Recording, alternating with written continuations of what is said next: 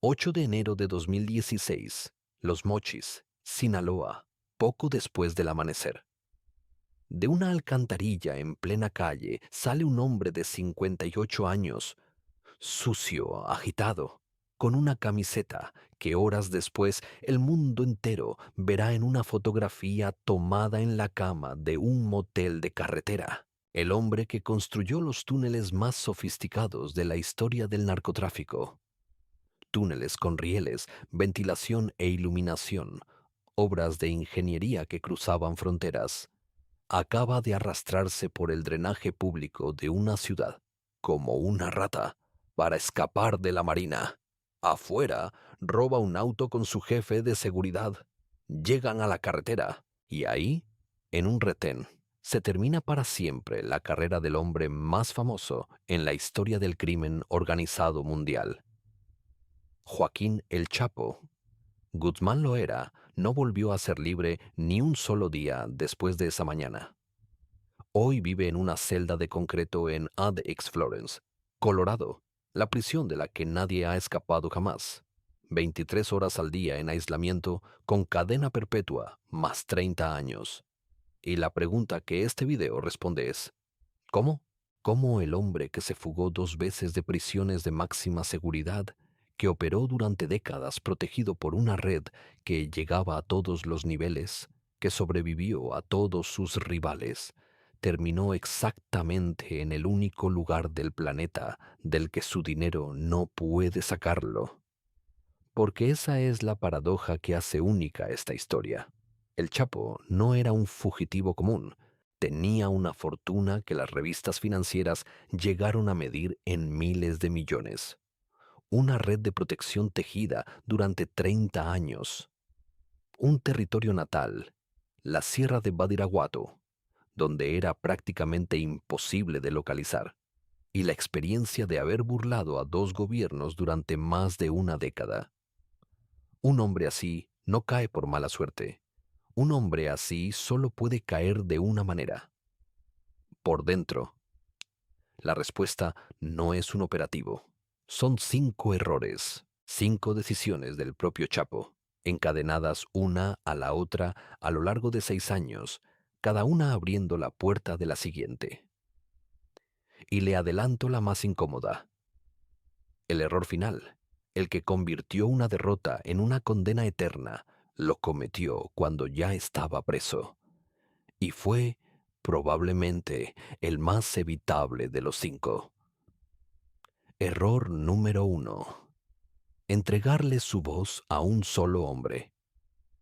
Para entender el primer error, hay que entender qué era lo más valioso que poseía el Chapo Guzmán. No era el dinero. El dinero se reemplaza. No eran las rutas se reconstruyen. Lo más valioso, lo verdaderamente insustituible, era su invisibilidad ante las agencias americanas. La certeza de que podía dirigir un imperio multinacional sin que la DEA y el FBI escucharan una sola palabra. Alrededor de 2008, el Chapo decidió modernizar esa invisibilidad. Contrató a un joven ingeniero en sistemas colombiano, Cristian Rodríguez, que apenas pasaba de los 20 años, para construirle algo que ningún cartel había tenido: una red de comunicaciones encriptadas privada, servidores propios, telefonía cifrada por Internet, control total. Y hay que decirlo, el sistema era bueno. El propio FBI reconoció públicamente años después que durante un tiempo aquella red los tuvo completamente bloqueados. El Chapo hablaba con sus operadores en varios países con una tranquilidad que ningún capo había conocido. Durante un tiempo, aquella red fue el arma secreta perfecta. El Chapo podía coordinar embarques entre Sudamérica, México y sus distribuidores en el norte con la fluidez de un director general en videoconferencia, mientras las agencias que interceptaban a medio mundo criminal chocaban contra un muro descifrado. En un negocio donde la mayoría de los capos habían vuelto a los mensajeros de papel por miedo a los teléfonos, Sinaloa operaba a velocidad de siglo XXI. El error no fue el sistema. El error fue la arquitectura de la confianza. Toda esa red, cada servidor, cada clave, cada acceso, dependía de un solo ser humano, un muchacho que no era de Sinaloa, que no era de la familia, que no había pasado las pruebas de lealtad de décadas que pasaban los hombres del círculo, un proveedor externo con conocimiento total y lealtad de contrato. El Chapo, que jamás le habría confiado un cargamento a un desconocido, le confió algo infinitamente más valioso: su voz. En 2010, el FBI encontró la grieta exactamente donde estaba. Un agente encubierto se presentó ante Rodríguez como un cliente interesado en comprar un sistema de comunicaciones igual al de Sinaloa. El ingeniero fue a la reunión en un hotel a vender su producto. Y del otro lado de la mesa estaba el gobierno americano completo. La oferta fue la clásica: coopera o pasa el resto de tu vida en una corte federal. En 2011, Cristian Rodríguez cruzó la línea y llevó a cabo la infiltración más devastadora de la historia del narcotráfico. Con una excusa de mantenimiento técnico que el cartel aceptó sin pestañear, movió los servidores del sistema hacia infraestructura donde el FBI tenía acceso legal. A partir de ese momento, cada llamada segura del hombre más buscado del mundo pasaba primero por las manos de sus cazadores. Cientos de llamadas quedaron grabadas. El Chapo negociando cargamentos, dando instrucciones, hablando de sobornos con su propia voz en tiempo real. Sin saberlo, el capo pasó años construyendo el expediente de su propio juicio, palabra por palabra. Y aquí está la dimensión completa del primer error, la razón por la que es el número uno de la cadena. Todo lo que viene después en este video, las dos capturas, la presión, el cerco que se fue cerrando, se alimentó de esa grieta. Cuando las agencias americanas y mexicanas empezaron a cazarlo en serio, ya no perseguían a un fantasma, perseguían a un hombre al que llevaban años escuchando. Conocían su estructura, sus operadores, sus códigos, sus hábitos. El Chapo creía estar jugando al escondite. En realidad, jugaba con las cartas boca arriba desde 2011. Años después, en el juicio de Brooklyn, los fiscales harían algo que ningún jurado había visto en un caso de esta escala. En lugar de pedirle al jurado que creyera en testigos, simplemente apretaron play. La voz del acusado, nítida, hablando de negocios. Contra un testigo se puede argumentar. Contra la propia voz, no existe defensa. El sistema que el Chapo compró para protegerse terminó siendo, literalmente, el testigo estrella de la fiscalía. El primer error le costó la invisibilidad. El segundo le iba a costar la libertad. Y nació del único rincón de su vida donde ningún capo tolera consejos: la familia. Error número 2. No había visto a mis niñas. Febrero de 2014. Con la red de comunicaciones comprometida y una cadena de detenciones alimentando de información a las autoridades, todo había empezado el 12 de febrero, con la captura en Puebla de un operador cuyos teléfonos decomisados abrieron el mapa del círculo íntimo. Travom. La Secretaría de Marina lanzó la operación más ambiciosa jamás montada contra el capo, la Operación Gárgola. El lunes 17 de febrero, Culiacán amaneció sitiada. Ni en los años 70, en plena Operación Cóndor, la capital de Sinaloa había visto un despliegue militar así dentro del casco urbano. Y durante esos días, el Chapo demostró por qué había sido inatrapable durante 13 años. Sus casas de seguridad en Culiacán eran fortalezas de ingeniería paranoica, puertas reforzadas con acero que les costaban a los marinos minutos enteros de trabajo. Y en este juego, minutos son kilómetros. Debajo de las tinas de baño, sistemas de apertura hidráulica escondían escaleras hacia una red de túneles que conectaba 7 casas entre sí y desembocaba en el drenaje público de la ciudad. Cuando los marinos finalmente derribaron la puerta de una de las residencias, encontraron la tina levantada y el túnel vacío. El Chapo había escapado por debajo de la ciudad, literalmente, mientras ellos golpeaban la puerta. El hombre que había cruzado toneladas de droga por túneles bajo la frontera usó la misma ingeniería para cruzarse a sí mismo bajo Culiacán. En ese momento, el manual de supervivencia que el Chapo había escrito durante décadas decía una sola cosa: al monte, la sierra de Badiraguato, su tierra, el territorio donde ningún operativo urbano funciona, donde cada campesino es un vigía y cada cañada es un escondite. Es lo que había hecho toda la vida. Es lo que lo mantuvo libre 13 años después de Puente Grande. El Chapo no fue al monte, fue a Mazatlán. Y no fue a Mazatlán por estrategia, ni por negocios, ni por seguridad. El puerto era una ciudad vigilada, con la marina en alerta máxima. Fue por la razón que él mismo confesó días después, ya capturado, a los marinos que lo custodiaban en el avión, en una frase que un periodista mexicano hizo famosa y que resume este error mejor que cualquier análisis. Ya me iba a ir pa'l monte, pero no había visto a mis niñas. La huida de Culiacán hacia el puerto fue coordinada por su jefe de seguridad de máxima confianza, un exmilitar de fuerzas especiales al servicio del cartel. Hasta en la fuga. La firma era militar. Y una vez en Mazatlán, el Chapo aplicó su propia doctrina de discreción. Nada de convoyes, nada de círculos de pistoleros que delataran la presencia de un jefe. Se quedó con una escolta mínima y su cocinera personal. Sobre el papel, todas las reglas del manual estaban cumplidas, excepto la única que importaba.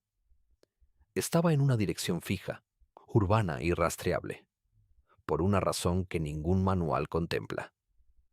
Sus hijas gemelas, de 2 años, estaban con su esposa, Emma Coronel, en un departamento del condominio Miramar, frente al mar, y el hombre más buscado del planeta, con la ciudad de Culiacán todavía sitiada a 200 kilómetros, decidió que antes de desaparecer en la sierra iba a pasar unos días con su familia. Redujo su escolta a un solo hombre para no llamar la atención. Se instaló en el departamento 401 con su esposa, las gemelas y la cocinera, papá de visita. La cadena técnica que lo delató fue corta. Una llamada desde un teléfono satelital pidiendo apoyo, a un número que ya estaba en los dispositivos decomisados días antes. La voz confirmada por los analistas. La señal ubicada en Mazatlán. En la madrugada del 22 de febrero de 2014, a las 6:40 de la mañana, los infantes de Marina entraron al Miramar. No hubo un solo disparo. El Chapo fue sometido dentro del departamento, con la cuna de viaje de las gemelas armada junto a la habitación. 13 años de fuga terminaron al lado de una cuna. Este es el error 2 en su forma pura. Y es el mismo mecanismo que ya hemos documentado en este canal con otros capos. La vida normal como coordenada. El monte era invisible, pero no tenía a sus hijas. El departamento tenía a sus hijas y una dirección. Eligió la dirección. Cualquier padre entiende la decisión. Y esa es exactamente la razón por la que los cazadores de capos siempre vigilan a la familia primero, porque es la única cita a la que el fugitivo no puede faltar. El Chapo entró al penal del Altiplano, la prisión de máxima seguridad más importante de México. Y ahí, con el capo enjaulado y el gobierno celebrando, cualquiera diría que la historia había terminado. En realidad, estaba por empezar el error más espectacular de los 5, el único de esta lista que fue, al mismo tiempo, una obra maestra y una sentencia de muerte. Error número 3. el túnel que cavó su propia tumba.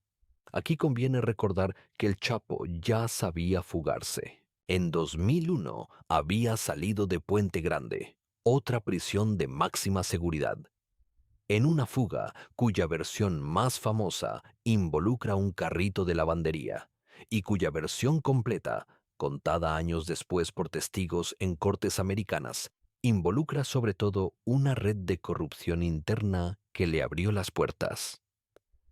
Aquella primera fuga le costó al Estado un bochorno, pero le dejó al Chapo una lección peligrosa, que las prisiones mexicanas eran, para él, estaciones de paso.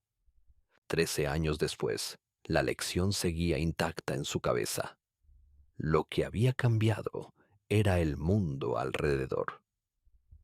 Para entender por qué la fuga más famosa del siglo fue un error, primero hay que entender la carta que el Chapo tenía en la mano mientras estaba preso en el altiplano. Una carta invisible pero valiosísima. El gobierno mexicano se negaba a extraditarlo. La posición oficial de la presidencia era que el Chapo cumpliría su condena en México. Cuestión de soberanía, de orgullo institucional. Y México, para un preso con los recursos del Chapo, era un tablero conocido. Abogados, amparos, influencia, tiempo. Preso en México, el Chapo conservaba lo más importante: la posibilidad de que su historia todavía tuviera capítulos. El 11 de julio de 2015, esa carta se quemó para siempre. Esa noche, el Chapo entró a la zona de la regadera de su celda, el único punto ciego de las cámaras, y desapareció. Debajo, un boquete conducía a un túnel de 1,5 kilómetros, iluminado, ventilado, con rieles y una motocicleta adaptada para recorrerlo, excavado durante meses hasta una construcción en un terreno vecino al penal. La misma firma de ingeniería de sus túneles fronterizos, ahora aplicada a la prisión más segura del país. Como operación, fue perfecta. El mundo entero habló de ella. Los corridos se escribieron solos. La humillación del Estado mexicano fue total. Y exactamente ahí está el error. La humillación fue total. El Chapo no se fugó de una prisión.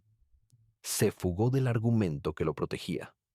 Un gobierno puede negarle un preso a Estados Unidos mientras pueda sostener que sus prisiones funcionan.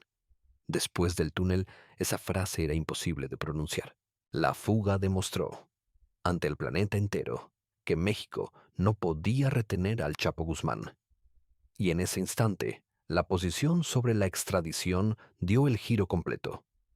La próxima vez que lo atraparan, no habría celda mexicana esperándolo. Habría un avión. La reacción fue proporcional a la humillación. La recompensa por su cabeza escaló a decenas de millones de pesos. La cooperación con las agencias americanas se volvió total y sin fricciones. Y la búsqueda se convirtió en la prioridad número uno de la seguridad nacional mexicana. No por el peligro del hombre, sino por lo que su libertad decía del Estado. Cada día que el Chapo pasaba libre era una portada internacional recordando el túnel. Mientras tanto, en la cultura popular, la fuga lo elevó a un estatus que ningún capo había alcanzado. El bandido que el sistema no puede retener, celebrado en corridos y memes, más famoso que nunca. Y esa fama, como vamos a ver en el siguiente error, se le subió exactamente a donde no debía. El propio Chapo lo sabía. Por eso la recaptura se volvió, para él, un asunto de vida o muerte jurídica. Mientras siguiera libre, la fuga era una obra maestra. El día que lo atraparan se convertiría retroactivamente en el peor negocio de su vida: cambiar una prisión mexicana, de la que ya había demostrado poder salir 2 veces, por una americana de la que nadie sale.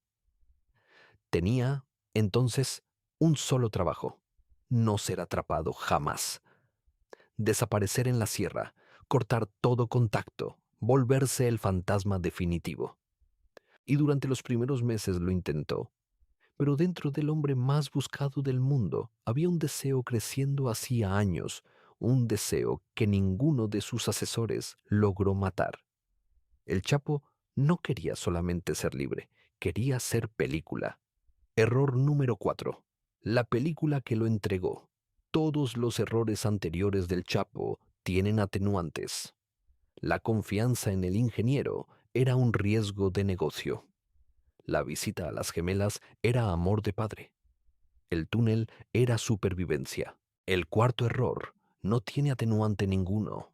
Fue vanidad en estado puro, en el peor momento posible. Prófugo tras la fuga del altiplano, con dos gobiernos cazándolo y con la certeza de que la próxima captura significaba Estados Unidos, el Chapo dedicó parte de su energía a producir una película sobre su propia vida. No es una metáfora. Quería una película biográfica y tenía decidido quién debía contarla. Años atrás había quedado fascinado con una actriz mexicana famosa por interpretar a una jefa del narco en una telenovela, Kate del Castillo. El origen del vínculo es de dominio público. En 2012, la actriz publicó un mensaje abierto en redes sociales dirigido al propio Chapo, un texto polémico que decía confiar más en él que en los gobiernos. Y aquel gesto que para el mundo fue un escándalo pasajero, para el capo fue una señal. Le escribió. Meais mantuvieron contacto a través de sus abogados durante años, cultivando la idea de que ella sería la llave de su película. Y en el otoño de 2015, prófugo, repetimos, en plena cacería binacional, el Chapo organizó lo impensable: recibir a la actriz en su escondite en la sierra, en la zona de Tamazula, Durango. Y ella no llegó sola. La acompañaba el actor estadounidense Sean Penn, con el proyecto de una entrevista para la revista Rolling Stone. El 2 de octubre de 2015, el hombre más buscado del planeta pasó horas conversando, cenando y posando para una fotografía. Apretón de manos, sonrisa, con dos celebridades cuyos movimientos eran de interés público en dos países. El actor escribiría después que obtuvo 7 horas de conversación presencial y a distancia, y de esa charla saldría la declaración que le dio la vuelta al mundo. El Chapo, con total naturalidad, reivindicándose ante la revista como el mayor proveedor de drogas del planeta. El hombre cuya defensa jurídica dependía de que nada pudiera probarse, confesando su currículum, grabado para una publicación internacional. Sus abogados deben haber envejecido una década al leerlo. Piense en la matemática de seguridad. Cada intermediario, cada abogado que coordinó el viaje, cada teléfono involucrado en la logística, cada trayecto de los actores hasta la sierra era un hilo suelto. Y las autoridades ya estaban jalando esos hilos. La entonces Procuradora General de México confirmó después públicamente que fue precisamente el interés del Chapo en hacer una película lo que abrió la línea de investigación que llevó a su localización. El seguimiento a sus abogados documentó los encuentros con actores y productores. Las consecuencias llegaron en días. Poco después de la reunión, un operativo cayó sobre la zona. El Chapo escapó por poco, lastimado. La propia fiscalía relató que huyó de forma precipitada por una cañada y resultó herido, y que fue avistado desde un helicóptero que no disparó porque iba acompañado de dos mujeres y una niña. Un fugitivo herido, con la ubicación comprometida, salvado por metros. Cualquier persona en esa situación corta todo contacto para siempre. El Chapo siguió chateando con los actores por mensajería de BlackBerry. El resto fue trabajo de paciencia para sus cazadores, la inteligencia acumulada, los contactos de la película y hasta uno de los constructores de su famoso túnel, que, según la procuradora, llevó a las autoridades hasta el vecindario exacto. Apuntó a una casa en el fraccionamiento Las Palmas, en Los Mochis, Sinaloa. La casa estuvo vigilada durante un mes. En la madrugada del 8 de enero de 2016, la Marina lanzó la Operación Cisne Negro. Hubo enfrentamiento. 5 agresores perdieron la vida en la casa, y el Chapo, fiel a sí mismo hasta el final, escapó por el drenaje con su jefe de seguridad. Es la escena que abrió este video. La alcantarilla, el auto robado, la carretera, el retén, la fotografía en el motel, con la camiseta sucia. Dio la vuelta al mundo el mismo fin de semana en que Rolling Stone publicó la entrevista. 2 días antes de su captura, el Chapo era el fugitivo más exitoso de la era moderna. Lo entregó, en última instancia, el guión de su propia película. Y con la carta de la extradición ya quemada por el túnel, esta vez no hubo tablero mexicano donde jugar. El 19 de enero de 2017, Joaquín Guzmán Loera fue subido a un avión rumbo a Nueva York, la víspera, por cierto, del cambio de gobierno en Estados Unidos. México lo entregó sin esperar ni un día más de lo necesario. Le quedaba al Chapo una última batalla: el juicio. Y ahí cometió el quinto error, el más silencioso, el menos comentado y el que explica por qué su condena no fue simplemente dura, sino eterna. Error número 5. Creer que la lealtad era un camino de ida y vuelta. El juicio del Chapo en la Corte Federal de Brooklyn, entre noviembre de 2018 y febrero de 2019, fue el proceso criminal más mediático de la era moderna. Pero debajo del espectáculo había una asimetría brutal que casi nadie comenta, y que es el corazón del quinto error. La escala del proceso no tenía precedentes. Jurado anónimo y protegido. El acusado trasladado desde su celda en Manhattan, con operativos que llegaban a cerrar el puente de Brooklyn al amanecer. Meses de audiencias y una cobertura mediática planetaria. Estados Unidos no estaba juzgando a un hombre. Estaba exhibiendo el final de una era, y quería que cada detalle lo dijera. De un lado, el gobierno americano, con más de una década de evidencia, incluidas las llamadas grabadas del error número 1, reproducidas ante el jurado con la propia voz del acusado. Del otro, el Chapo, que llegó al juicio sosteniendo la única regla que había respetado toda su vida: no negociar, no cooperar, no hablar.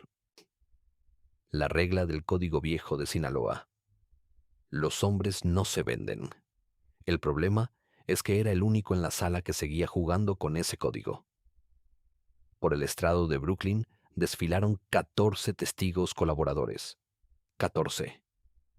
Y la lista parecía el organigrama de su propia vida. El hijo de su socio de décadas, Vicente Zambada. El hermano de su socio, Rey Zambada. Su operador de máxima confianza, Damaso López, el hombre que había ayudado en la fuga de Puente Grande.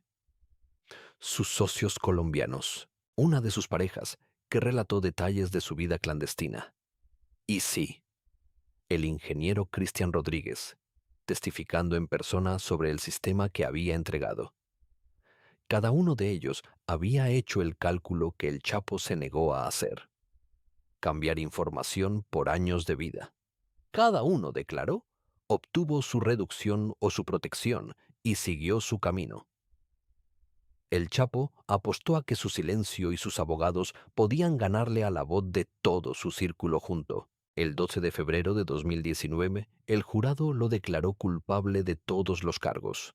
El 17 de julio, el juez Brian Cogan, un nombre que los seguidores de este canal ya conocen, le impuso la única sentencia posible: cadena perpetua más 30 años. Y el mismo día comenzó su traslado a Addicts Florence, Colorado. El Alcatraz de las Rocosas. Concreto: aislamiento de 23 horas. Ventana de 10 centímetros. La prisión diseñada, entre otras cosas, para que nadie vuelva a acabar nada nunca. Y el epílogo familiar completó la lección de la manera más amarga. Años después del juicio, su propia esposa, Emma Coronel, detenida en Estados Unidos, hizo exactamente lo que él nunca hizo. Se declaró culpable, negoció, recibió una sentencia de 3 años y salió libre en 2023. La mujer que estaba en el departamento de Mazatlán rehizo su vida pública mientras el marido cumplía perpetua. En el universo del Chapo, absolutamente todos, socios, empleados, familiares, encontraron una puerta de salida negociada. Todos menos él. Era evitable. Esa es la discusión incómoda. Hombres con expedientes comparables negociaron y obtuvieron horizontes, sentencias con final, protección para las familias, capítulos nuevos. El propio Círculo del Chapo lo demostró testificando. Y años después, hasta su socio de toda la vida, el Mayo Zambada, terminaría declarándose culpable en lugar de ir a juicio. El Chapo eligió el código, el único activo que le quedaba. Y el código resultó ser una moneda que solo él seguía aceptando. Murió jurídicamente por una lealtad que nadie le devolvió. Recapitulemos la cadena, porque en 6 años cabe una demolición perfecta. Antina, error 1. Entregó su voz a un solo hombre y el FBI convirtió su propio teléfono en el testigo principal. Error 2. Eligió ver a sus hijas antes que ir al monte. Y 13 años de fuga terminaron junto a una cuna en Mazatlán. Error 3. Cavó el túnel perfecto y con él demolió el argumento que impedía su extradición. Ganó 18 meses de libertad al precio de la eternidad. Error 4. Quiso ser película siendo fugitivo, y el guión de su vida se convirtió en el mapa de su captura. Error 5. Llegó a la corte defendiendo un código que todo su mundo ya había abandonado, y pagó con la única condena que no tiene apelación posible: la perpetuidad en una tumba de concreto. 5 errores, y ni uno solo fue un accidente. La confianza mal diseñada, el amor, el orgullo, la vanidad y la lealtad. El Chapo no fue derrotado por sus enemigos, fue derrotado, pieza por pieza, por su propia naturaleza. Y esa es la razón por la que ninguna fortuna pudo comprarle la salida. No hay soborno posible contra uno mismo. Hoy, el hombre que se definió a sí mismo como el mayor proveedor del mundo, pasa sus días en una celda donde la ventana mide 10 centímetros y apunta al cielo, para que ni siquiera pueda saber en qué parte del edificio está. Sus cartas se leen antes de salir. Sus visitas se cuentan con los dedos. El imperio sigue existiendo allá afuera, con otros nombres, con sus hijos, con las guerras que ya hemos contado en este canal. Pero para su fundador, el mundo se redujo a 4 paredes de concreto en Colorado. Ningún túnel en la historia ha sido tan corto como los 10 centímetros de esa ventana. De los 5, quiero su veredicto en los comentarios. ¿Cuál fue el error fatal? ¿El túnel que quemó la extradición o la película que lo puso en el mapa? Los dos bandos tienen argumentos. Deje el suyo. Y una última cosa. A lo largo de esta historia apareció varias veces, en silencio, un nombre. El socio que nunca dio entrevistas, que nunca cavó túneles, que nunca pisó una prisión en 50 años, que vio cada uno de estos 5 errores desde la primera fila y no cometió ninguno. Ismael, el Mayo, Zambada. Su historia y la única puerta por la que la traición finalmente lo alcanzó es el próximo expediente de este canal.